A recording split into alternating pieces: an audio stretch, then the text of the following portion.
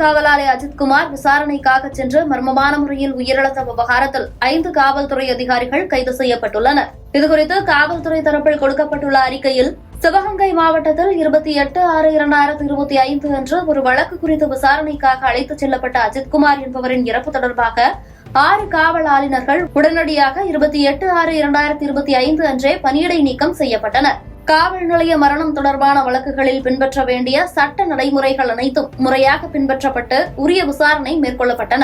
இந்த நடைமுறைகளின் கீழ் மேற்கொள்ளப்பட்ட பிரேத பரிசோதனை அறிக்கையின் முடிவுகள் இன்று இரவு கிடைத்தவுடன் எந்த காலதாமதமும் இன்றி உடனடியாக அடுத்த கட்ட நடவடிக்கைகள் எடுக்கப்பட்டுள்ளன. இந்த வழக்கில் பிரேத பரிசோதனை அறிக்கை கிடைத்தவுடன் இவ்வழக்கை கொலை வழக்காக சட்டப்பிரிவுகளில் உரிய மாற்றங்கள் செய்யப்பட்டு இச்சம்பவத்தில் தொடர்புடைய 5 காவல் ஆளுநர்கள் உடனடியாக கைது செய்யப்பட்டுள்ளனர். இது தொடர்பாக திருப்புவனம் காவல் நிலையத்தில் பாரதிய நாகரிக் சுரக்ஷா சன்ஹிதா ஆக்டின் பிரிவு 196(2)A கீழ் குற்ற எண் 303 கீழ் 2025 வழக்கு பதிவு செய்யப்பட்டு நீதி விசாரணைக்கு அனுப்பப்பட்டுள்ளது. இந்த வருந்தத்தக்க சம்பவத்தில் தமிழ்நாடு அரசின் காவல்துறை நியாயமான, வெளிப்படையான மற்றும் பாரபட்சமற்ற முறையில் செயல்பட்டுள்ளது.